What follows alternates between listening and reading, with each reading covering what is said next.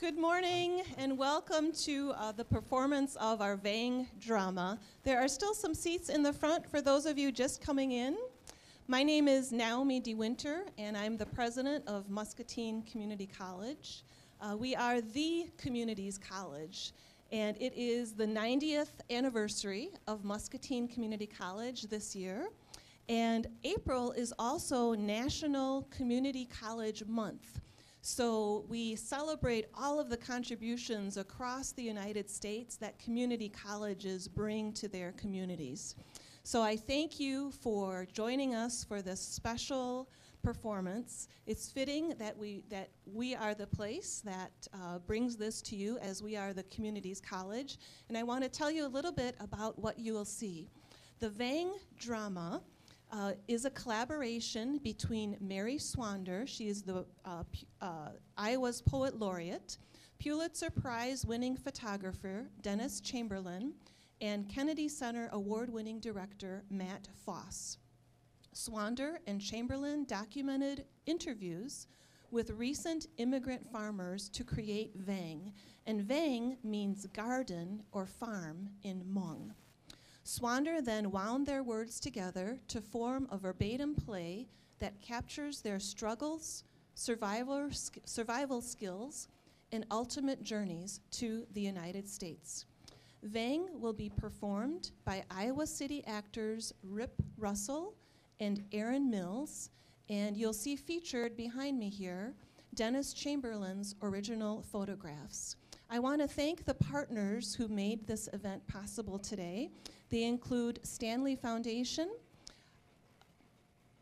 Rotary, Diversity Services Center of Iowa, Sister Cities, LULAC, and United Way. So thank you for your partnership, and we will now prepare to enjoy the Vang drama. Also, a special shout out to Muscatine High School students who are here this morning. They'll also be joining us for the workshop, so welcome to our campus.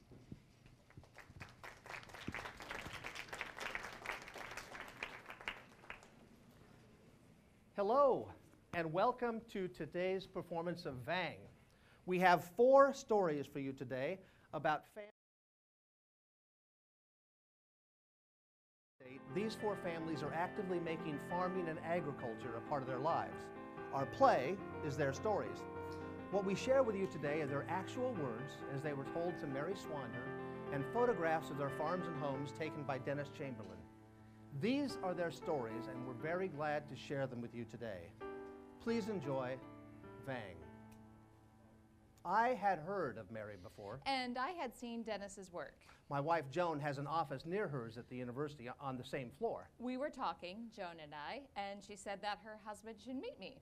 Joan said I should meet her. Mary is the Poet Laureate of Iowa. But Dennis, he's the real big deal. He'd already won 2 Pulitzers for his photography. I was fortunate. The first prize was when I was an undergraduate, an intern at this newspaper, and they didn't have anybody else with a camera. Anyway, Joan said that Mary and I should meet. Hello, Mary. Hi, I'm Dennis Chamberlain. Hi, I'm Mary Swander. It's nice to meet you. Mary was working on collecting the stories of farmers in our area. Dennis was documenting the experiences of recent immigrants to the state. Together we felt there had to be a story living there somewhere in the middle. Easy. I'd listen to the stories, Dennis would snap some photos. It would be great. So I started right away. I went down to the farmers market in Des Moines. I figured we'd start there, meet some people, ask some questions. Easy. Excuse me. Do you think we could... Oh, I'm sorry. How about a picture of just... I'm sorry, would you mind? Maybe a group shot of everybody under the giant tomato? Turns out it wasn't so easy. Hi, this is Mary Swander. I was calling to see if you might... Yes, we were wondering if you knew of anyone willing to be interviewed. We're working on collecting stories of those who've recently immigrated to the area and farm or work in agriculture. Anybody, anything. We just need a little help getting started. Thank you so much. This is great. I sure will. Thanks. Appreciate your help. Looking forward to hearing from you. We didn't get a lot of calls back. So we decided to start with one family and go from there. The Hmong community is front and center at the farmers markets in the summer. We wanted tried to start there. Dennis and I struggled for months to get a member of the Hmong community to speak with us. They've been kind, but cautious. One of our colleagues was Hmong and said that the Vangs... Vang means a farm or a garden in Hmong. That the Vangs could help. The Vangs own a small tailor shop in Des Moines that doubles as their home, a greenhouse, the operations center for their organic farm, a relief agency, and the de facto cultural center for the Hmong community in the middle of the state. Well, maybe even the whole state. And they're even funding relief efforts back in Thailand. So this small little shop is more than just a place where clothes are mended. You ready? Think so. There is a flurry of activity as Tua and his wife, A, serve customers, fill orders, and help newcomers to the city. Tua and A came to Des Moines in the winter of 1980. February? We thought that every tree dead looked like it covered with salt. Somebody said, "That's snow. It's so pretty." Can you tell me about these plants here, the ones in the windows around your shop? The window, the shop is like our garden. We like to watch our vegetables grow. We work in the shop, then Saturday morning we go to our garden. 3 acres. Green lettuce, radishes, cabbage, peppers, lots of herbs, traditional Hmong foods. It is much better than Laos. We still use a hoe to weed the garden, but we have a small rototiller machine and a tractor. You don't have to kill all your back that way. It is not hard to adapt to farming in the US. Want to learn to grow something? Go on internet. Internet show you every detail.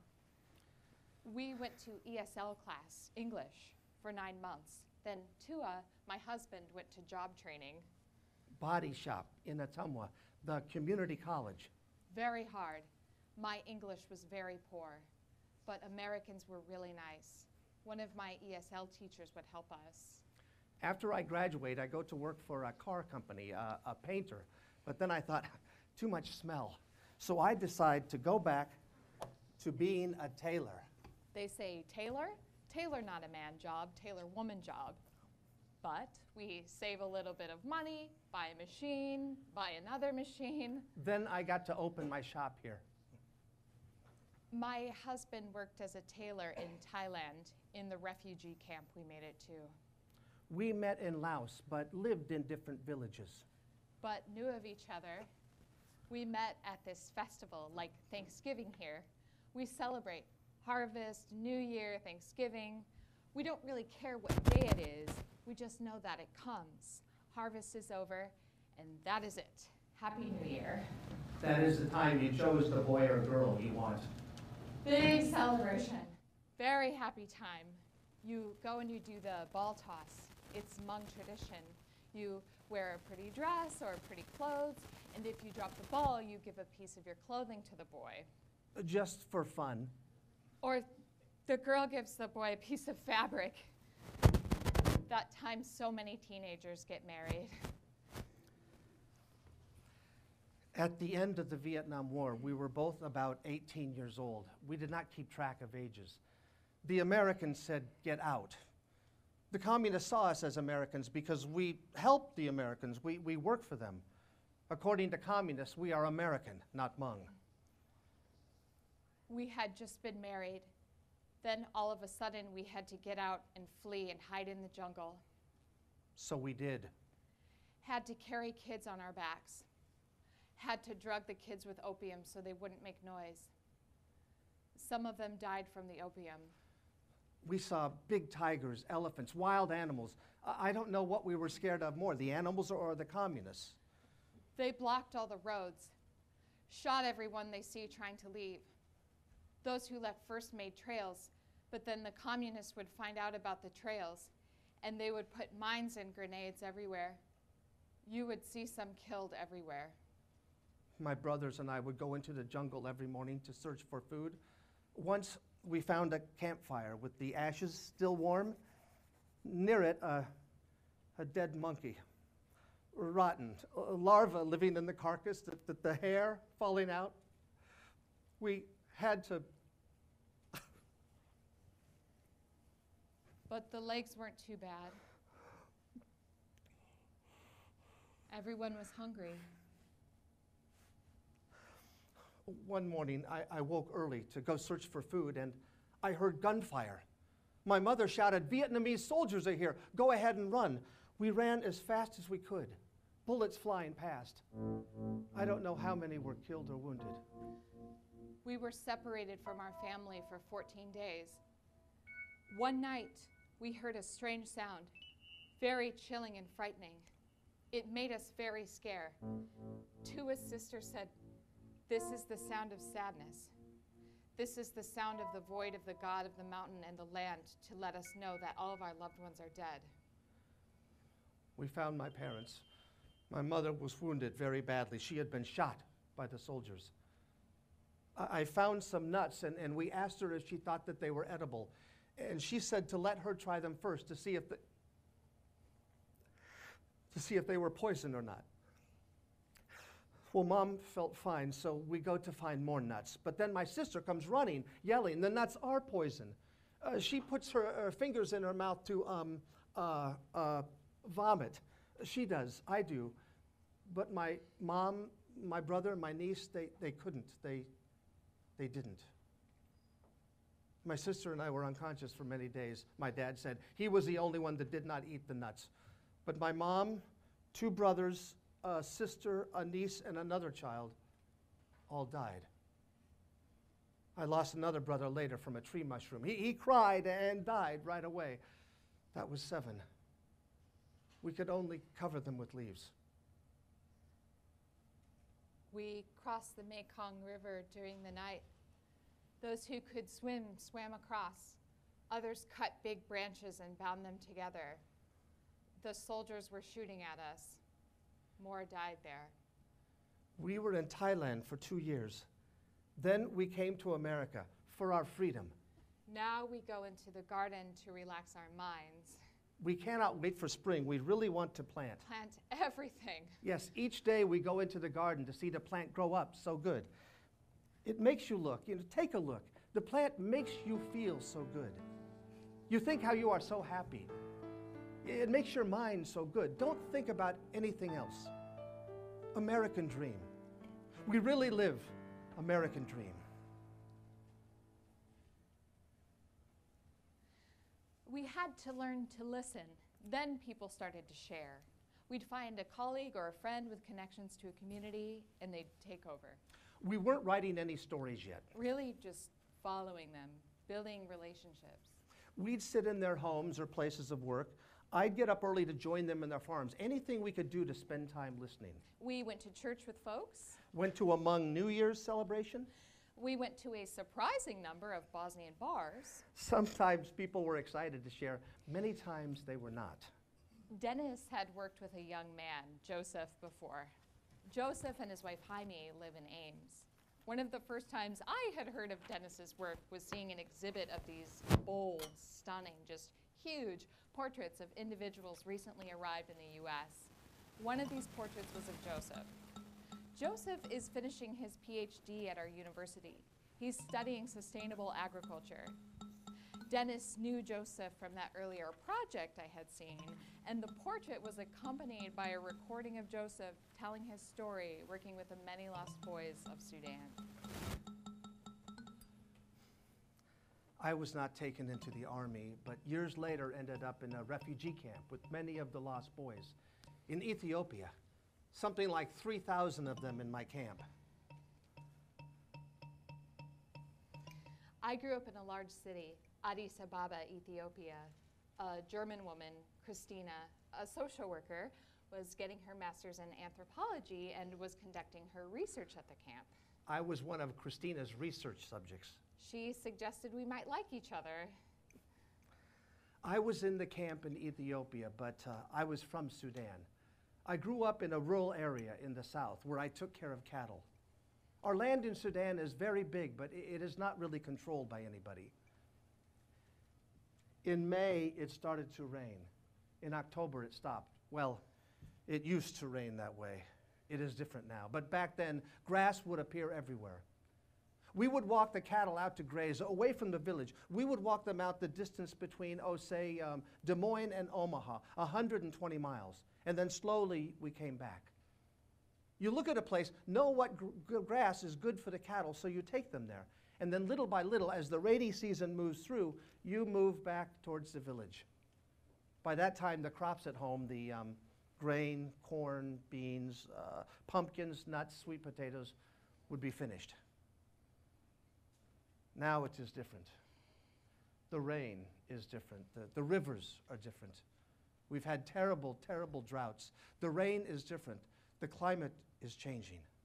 Everything is changed. Now they have cell phones everywhere. They can call and say, oh, this cow was eaten by a lion today. But before, no, they had to send somebody. When I was 7 or 8, I had my own little farm, 20 by 20 feet or so. Children plant the same things that their parents plant in their gardens. The gardens there are not the same as the gardens here. The parents' gardens are very big, maybe an acre. Years later, when I saw our student garden for the first time with Diego, my friend from the Comida Project, that is this initiative to help immigrants return to farming over in Marshalltown. Well, when I saw that plot, I thought, my God, this is like my farm I had when I was a little kid. If they would see me now back home, they would laugh at me because here I have a child's garden. Joseph had a farm and cattle in Africa. My family had a garden in Ethiopia. I grew up African traditional, but was baptized when I was 12. Then the war started, making Sudan an Islamic state. That did not fit well with Christians. We have our own culture. So I went north to escape. We were fighting the north, but at least in the north, no one would shoot you in the street. That was very normal in the south. I went to work for a Pepsi-Cola factory from 7 at night to 7 in the morning, and then I went to school. I studied math and physics to do the engineering. It was very competitive, but I was accepted to the University of Khartoum in 1992. That is one thing. The government wanted everybody to be Muslim, and they made life very difficult for you until you did. Before you could go to university, you have to do this training for 2 months. You had military conditioning training, go to mosque, sing all these jihad songs. Everything we heard was about Israel or France or United States and how they are blocking the progress of Islam. I told my friend, I don't think I can graduate because before you get your diploma, you have to go to this camp, and if you were needed, you would be taken to the war in the south. So I left the country. I walked for 3 months to Ethiopia. Every step was dangerous, ambushes and all that. A lot of people died along the way. We made it to the camp, and some Sudanese there did not like us because they were in conflict with my tribe. They tried to push us out, and we had to fight them. Every day, somebody died. They are still killing people in that camp. This is where I changed. I was into engineering, but when I saw that town of 40,000 refugees, I thought if we could just cultivate and use this land, things would improve. I started thinking more about social issues. How can we make it better? Joseph became active with a Swedish NGO called Save the Children. He was a social worker. I helped to start schools. After 3 years, the UN came in and they were impressed. The UN said that the US had agreed to take 150 refugees. They thought I could go to school in America and then come back and do what I was doing in the camps even better. Well, I resisted, but eventually I filled out my application. But doing something good in a situation like that, you become the target. I had been helping the lost boys in the camps, integrating them back into families, and some people were not happy. The Ethiopian government was targeting these kids to get them back into the army. And they thought, aha, if we imprison all the social workers, the camp would destabilize and we can do what we want. I was scheduled to come to the US on May 15th, 1998. On the morning of May 4th, 27 social workers were kidnapped at gunpoint from my camp. At 1 in the morning, they knock on the door. They could see I was not threatening, but they were really, really mad. They said, let's go. Oh, no. We were detained for 3 months. No showers. We ate garbage. Once, for 7 days, we were forced inside a small 4x10 room, concrete floor, metal walls and ceilings. At first, just us, the social workers. But then more POWs from the war were thrown inside. It was very hot, 120 degrees. People were vomiting. We went to the bathroom on the floor. It was so hard to breathe that at night we took turns sucking air from a tiny crack under the door. Finally, after 9 months, they said, "Okay, we're going to let you go now. We don't have any charges. But now be careful if you do this again." Eventually, the camp destabilized, and everybody ran in every different direction. This is what the military wanted. The UN heard that I was released, and they picked me up right away. They gave me a piece of paper that said I was going to Des Moines. Des Moines. It sounded like a word from one of our ethnic languages. So I said, yeah, I know about Des Moines. I had no idea. Somebody said that it was in Iowa, that it was agricultural. And I said, well, why do I go to Iowa? And they say, well, all the names go to Washington, D.C., and they sit around a big table, and they pass around the names, and somebody from Iowa picked me. I had never been anywhere where the temperature was less than 70 degrees. I arrived in Iowa in the winter of 1999, and I thought, my God, how do people live in this country? I did not want to go on assistance, so I began to work. I got a job at a meat packing plant on the kill floor. My job was to cut off the ears and pull the skin off. I tell other immigrants now, when you come here, you try the meat packing plants. Then you will appreciate other jobs. I survived the first winter. I just didn't know how I was going to live here. And then it started to get green outside. And I said, yes, this is where I want to stay. I was still in Ethiopia. Joseph and I were still in touch with our German friend, Christina. Christina said Jaime was really nice and suggested I get in touch with her. We started to connect. We talked a lot. And finally I said, well, could we get together? Should we get married? And I said, no, I'm in nursing school and I want to be independent. And I said, well, you can come and be independent here. The paperwork was very difficult. It took 10 months to go through the immigration process. But finally, I arrived in May of 2009. This spring, we are going to start a garden. Like the gardens we had as children. I had a farm even in the refugee camp. I would give the food away. Now here, I see the corn, the fields. This has been my inspiration for a long time. Growing things gives me a spiritual feeling. It's nice to stand out in the middle of the land. When crops leap up, they are growing up to help people live. Now, farming here in America connects me to my life in the camps and to the life I had all the way back in Sudan.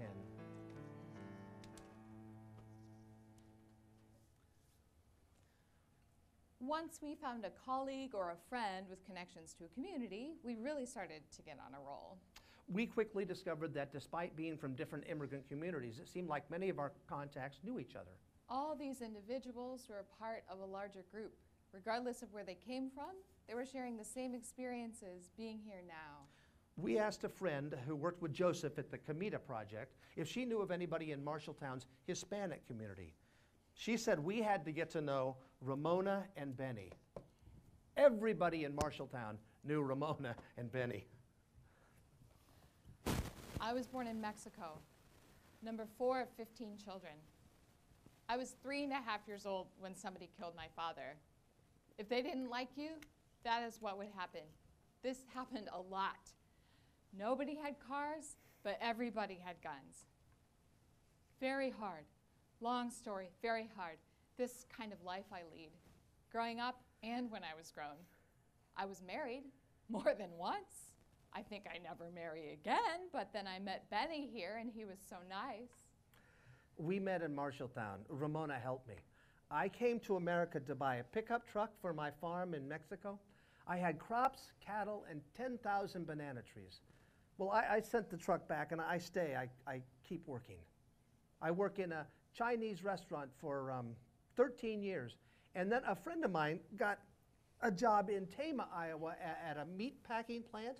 And I asked him to call me if the job there was better than the one at the restaurant. Well, a month later, the guy calls and he says, "You want to work?" And I said, "Well, yes, of course I want to work." And the guy goes, "Well, I have to tell you, it is really cold. Like there's a lot of snow.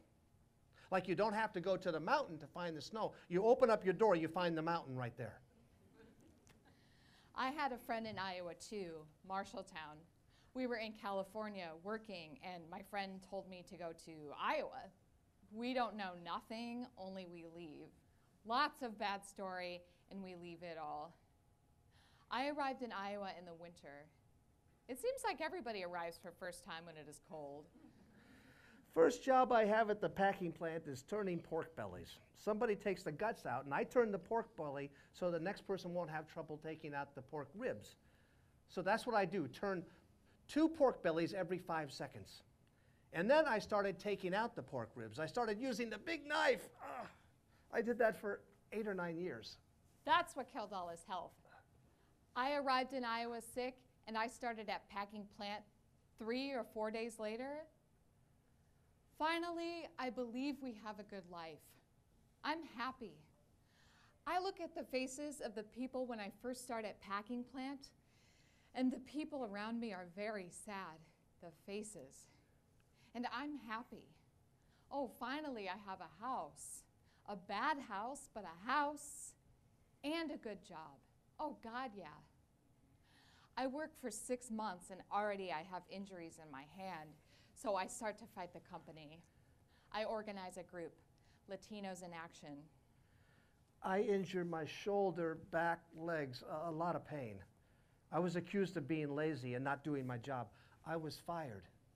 And then somebody from Latinos in Action How we met. Came and asked me how I got injured. Benny works for years hurt. And their lawyer asked me if I was lying and not want to work. And I say, no, of course I'm not lying. I want to work. Doctors for the company say that I am fine. Doctors for Social Security say that I am really sick, like my body dead. So I call the Human Rights Commission and I say, we need to do something. You need to help here. And oh my God, I am in trouble. The human resources head of company come and stand around me all day, all the time. She never say nothing but stand there and look at me like, this girl, why this girl fight like that? The supervisor is screaming and yells at me all the time. So I learned to read English because of that. The supervisor scream at me. She say, you, Ramona, I believe something bad. So I go to my library, open my dictionary. What she say? The dictionary says these are bad, very bad words. So next day back at work, when she said bad words, I told her, this is not right. I have my dictionary. I don't have time to go to school, too many jobs. I don't speak good English, but I try every day. I read the newspaper, I read the Bible, I go to the library and try to read all the papers. All the time, the newspapers say the Hispanics, that they're drug dealers, they steal jobs. So I'm mad. I make a phone call to the Des Moines Register and talk. Please stop saying something like that, because this is not true. You don't know me. You don't know my community. I read the newspaper and this happened again, you in trouble. We get help from the lawyers. They help us in the end. So I start to get these invitations from farmers. So I go to these meetings and the farmers say, well, we have these troubles here in America. And I say, in Mexico, we have the same problems. I have my dictionary, so try to read all the papers, and I'm still learning about all the changes in Mexico since Mexico signed NAFTA and the effect that is having on the poor communities. I work and work. Now I've been to Washington, D.C. 5 or 6 times for National People in Action meetings, and we work there too. People believe that we cause the problems. And part of that is true. But I explain. We good people. We hard workers. We pay taxes. These last few years, I haven't been as active as I'd like. The economy has been so bad, I have to work a lot. My energy is not what it used to be. I'm tired. Leave early, get home late, and my daughter's at university now, so we drive her to Iowa City on the weekends. We're involved in citizenship too, Ramona and me. Receive our citizenship same day. Pass the test.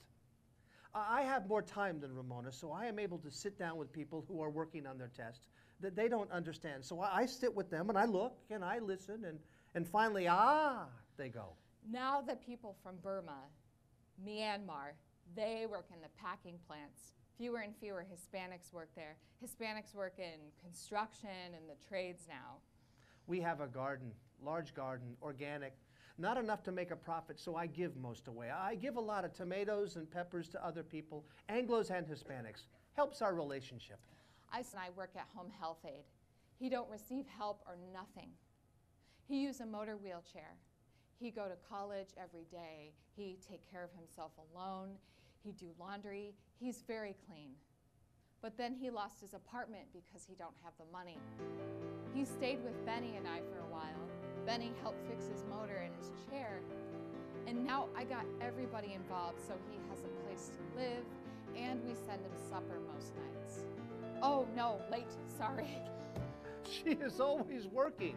Go, go, go. Fly, fly, fly, fly, fly. Sorry, very busy, very busy. But we love it here. We really do.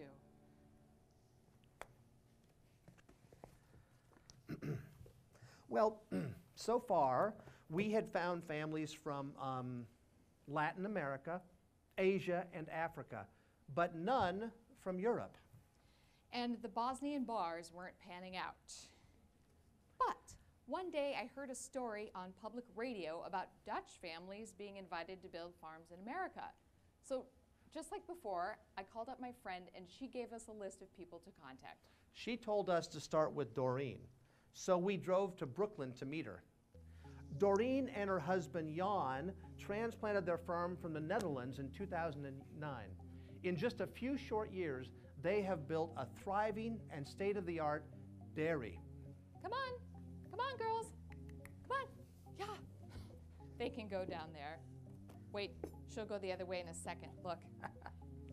This is where so they're not bothered by flies. Shh, that machine there. We milk cows 3 times a day. Takes 6 or 7 hours to milk all these cows. 720. Yeah, we need a permit and we're working on that. Have to get a hearing downtown. I don't know if that's hard, you know. And people, they don't know that we're new. They think, oh, these Dutch people, but they don't know. Come on, girls, come on. You see, Jan knows the cows so very well. He knows if they're not feeling well or they're not milking well. Whoa, hey now. The cows are very curious, you see, very curious. Yeah. Iowa has a family program for green cards. You invest $500,000 and you employ 5 people, and that is enough to get a green card. Well, you have to do that for 2 years. And of course, you have to invest more than $500,000, but that is nothing. It is basically for farmers, and it is especially for Dutch farmers. You have to have certain degrees and really prove that you are good at farming in the Netherlands. Already it hasn't worked out for 3 Dutch families. They've gone or bankrupt or whatever. In the Netherlands, the government wanted our land for nature. We had this excellent red clay, and I don't see it, but yeah, and the government wanted to make a wetland there because, oh, I can show you on the internet. Oh. Let's see how this thing pops up. Always good to have something. Okay, we were living in between 2 big rivers. Okay, this thing pops up. So we were in a delta. We were on our own, basically, on an island. Yeah. there's no place to grow. If our kids see, Jan's dad was a farmer, and our son was interested in farming, and you think, oh, if he will be a farmer, that would be great. But we can't buy land, can't grow. So this is happening. And then we went to this expo, and my foot was hurting, so I sit down, and I sit next to the guy who sold farms in America. Didn't know that, but I sit, and he said, so are you interested in immigration? And I said, always, just as a joke. I'm always interested in immigration. And then Jan walked up and said, do you know who this is? This is Immigration Farms. And I said, well, we could always consider it, just as a joke, because we always said we're not leaving. But in that week, we start thinking. And I said to Jan, if we want to go, we have to go now. That is just how simple it is. So we made arrangements and we sold our farm. Had to tell our family. That was even the worst thing. I think it is like mourning. When you are young, people you see at your wedding, at our age, you think, okay, we might ever see each other again. But when you're young, you're optimistic. You think, we'll be friends for life. Come on, girls. The weather is bad, but the truck will be here. Oh, the driver. He's a real good guy. Real nice. He's funny. Holy crap, he says. Yeah. Holy crap. he's funny. We bought this place in 2009, and bankers say, okay, here's how much the milk will bring. Here's how much the feed will cost. But then the feed cost went up sky high, and the milk prices dropped. We bought this place, and Jan started renovating right away. Contractor was here next day or something. Jan was living out here for a month with my dad and our oldest son, and they were staying in a hotel, and they had all these stories, like Wild, Wild West for them. Every day he called me 4 or 5 times. About how today I bought a pickup truck? Or how he ate again today at the subway. I didn't expect we would adjust that quickly, but, well, my youngest was 4 when we arrived, and he doesn't want to watch Dutch channel on TV. He's really American. He pledges to the flag more convinced than the oldest guy in town. He doesn't want to speak Dutch. He can, but he's really American. I pledge to the flag. My goodness, I had to keep him from pushing a small Dutch flag through the paper shredder. I don't need it now, he said. I have the American one. Yeah, he's something. Yeah. Jan is just in heaven here. Jan is someone who will never complain, not one day in his life. Milk prices are bad, weather is bad, feed is expensive. He will never complain. And that is not just because he says that, but because he is good. He has these big pink glasses on. He only sees everything through these big pink glasses. We drive through a town and I think, my goodness, what a poor town. And he says, ah, what a beautiful statue. I have been back to the Netherlands to visit, but you don't find what you think that you find. You think, okay, I'm going back to my country, but it isn't your country anymore. You are in between countries. I don't feel at home in America, and then you don't feel at home back there, and then you don't feel at home at all. If you are homesick, then you do not smell the same thing. That sounds stupid, but I have that. It is just a smell. That's it. It is just the smell of home. You can't grab it, but it is there.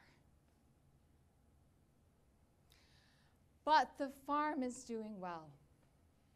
But we have our troubles, especially the milkers. And the trouble is not with the Mexican people we hire. all the time you hear all these bad things about Mexicans, and I think, well, what do they say about me? And they say, no, no, not you. You have money. But I'm an immigrant too. We work hard, the Mexicans work hard. That is not the problem. Now, our American workers, well, all the time in the Netherlands you hear how America is the land of the opportunity, and if you work hard, you can achieve everything. It seems some don't want to achieve anything. Oh, look at the cows watching us do things now, you see? Very curious. This is a big place we have made here. Cows have to be comfortable. We bring the new cows in first together here at first, and then they get used to their new circumstances better, and then one of them dares to go through the big doors, and the others say, oh, we can do that too. We did that at our old home. Cows have to be comfortable to make milk, and sometimes those new cows will come in and wait, and then lay down immediately. And then you can imagine how bad the circumstances were in their former farm. This is very comfortable. We try to love them up, make it easier. We try hard.